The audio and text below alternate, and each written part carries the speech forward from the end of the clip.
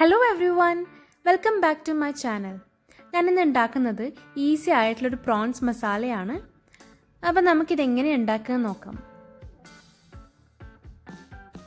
ആദ്യം തന്നെ പ്രോൺസ് ഒന്ന് മാരിനേറ്റ് ചെയ്തെടുക്കാം. അതിനായിട്ട് ഞാൻ 300 ഗ്രാം പ്രോൺസ് ആണ് എടുത്തിരിക്കുന്നത്. അതിലേക്ക് പകുതി നാരങ്ങാ നീര്, ആവശ്യത്തിന് ഉപ്പ്, 1/4 ടീസ്പൂൺ മഞ്ഞൾപ്പൊടി, 1 ടീസ്പൂൺ മുളക് പൊടി. ഇതെല്ലാം കൂടി നല്ലോണം ഒന്ന് മിക്സ് ചെയ്തെടുത്തിട്ട് ഒരു 15 മിനിറ്റ് മാരിനേറ്റ് ചെയ്ത് വെക്കാം.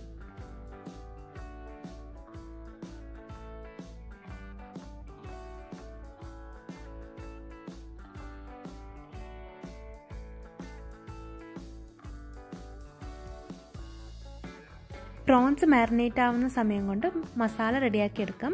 അതിനായിട്ട് ഒരു പാൻ വെച്ച് അതിലേക്ക് 2 ടേബിൾ സ്പൂൺ ഓയിൽ ഒഴിച്ചു കൊടുത്തു. അതിലേക്ക് ഒരു തണ്ട് കറിവേപ്പില, പിന്നെ 1.5 വലിയ സവാളയാണ് ഞാൻ എടുത്തിരിക്കുന്നത്. ചെറുതാണെങ്കിൽ 2 അല്ലെങ്കിൽ 3 സവാള എടുക്കാം. അത് നല്ലോണം ഒന്ന് വഴറ്റി കൊടുക്കുകയാണ്. അതിൽ ആവശ്യത്തിന് ഉപ്പും കൂടി ചേർത്ത് കൊടുത്ത് ഒരു 5 മിനിറ്റ് കവർ ചെയ്ത് കുക്ക് ചെയ്തെടുക്കുകയാണ്. സവാള ഇപ്പോൾ നല്ലോണം കുക്കായി വന്നിട്ടുണ്ട്. അതിലേക്ക് 1 teaspoon ginger garlic paste add ചെയ്ത് കൊടുക്കുകയാണ്. നല്ലോണം ഒന്ന് മിക്സ് ചെയ്തെടുക്കുക.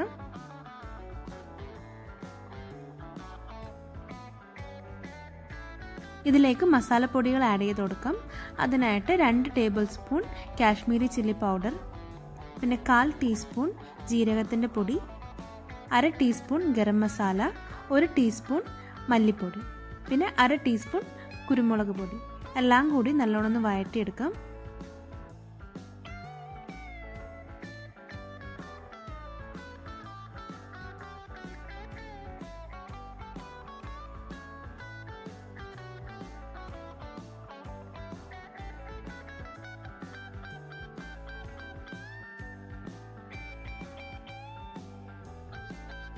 പൊടികളുടെ പച്ചമണം മാറുന്നവരെ ഒന്ന് വഴറ്റിയെടുക്കണം.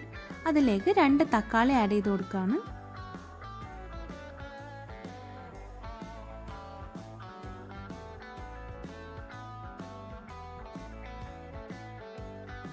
തക്കാളി ചെറുതായി ഒന്ന് കുക്കായി വരുമ്പോൾ അതിലേക്ക് 1/2 കപ്പ് ചൂടുവെള്ളം ആഡ് ചെയ്ത് കൊടുക്കാം.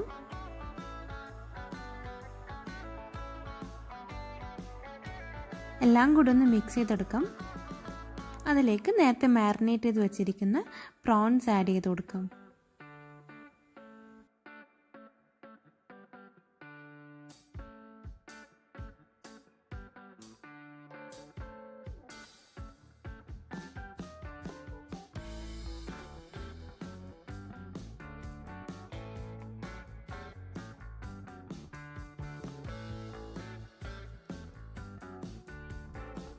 പ്രോൺസ് കുക്കാവാനായിട്ട് കവർ ചെയ്ത് ഒരു 5 മിനിറ്റ് കുക്ക് ചെയ്തെടുക്കാം.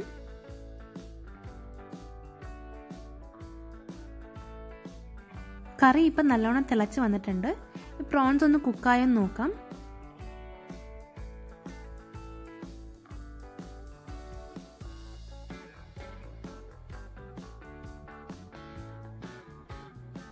ഇപ്പോൾ പ്രോൺസൊക്കെ നന്നായി കുക്കായിട്ടുണ്ട്. അതിലേക്ക് ഒരു തണ്ട് കറിവേപ്പിലയും കൂടി ആഡ് ചെയ്യാണ്. വേണമെങ്കിൽ മല്ലിയിലയും കൂടി ആഡ് ചെയ്യാം. ഞാനിപ്പോൾ കറിവേപ്പില മാത്രമേ ആഡ് ചെയ്തിട്ടുള്ളൂ ഇതിൽ.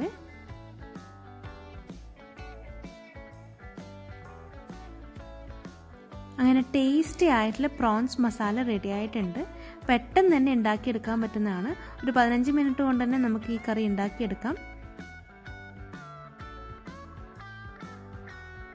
എല്ലാവരും ഇത് എന്തായാലും വീട്ടിൽ ട്രൈ ചെയ്ത് നോക്കണം. ഇഷ്ടപ്പെടുവാണെങ്കിൽ എൻ്റെ ചാനലൊന്ന് ലൈക്ക് ചെയ്യാനും കമൻറ്റ് ചെയ്യാനും ഷെയർ ചെയ്യാനും സബ്സ്ക്രൈബ് ചെയ്യാനും മറക്കരുത്. Thank you for watching. By.